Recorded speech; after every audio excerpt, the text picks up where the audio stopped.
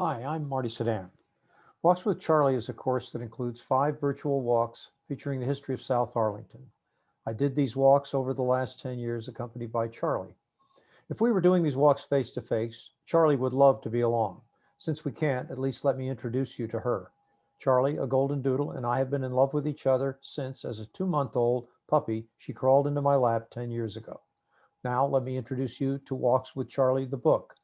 This course mirrors the book and will be conducted in 5 sessions as shown on this slide. Originally designed as a true walking class, I've adapted it to virtual. That, however, shouldn't keep you from doing the walking part after you've been in the class. Each class is structured to provide an introduction and orientation for about 15 minutes. Then we'll have a virtual tour of an area described by 5 to 7 stories in the book, about 30 to 40 minutes, followed by a summary and Q&A of about 15 minutes. The times of each portion may vary based on participant member preferences. Arlington, Virginia is a county with many communities, public parks, and memorial areas. The composite map, Figure 1, depicts all of Arlington County with shaded areas identifying the various community associations. The dark diagonal marks the line between North and South Arlington.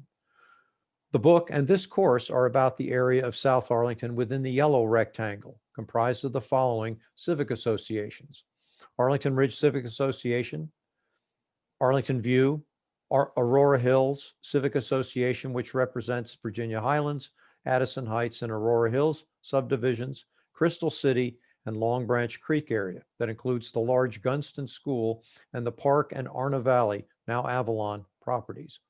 There are many histories written along with picture volumes that document much of the area's history.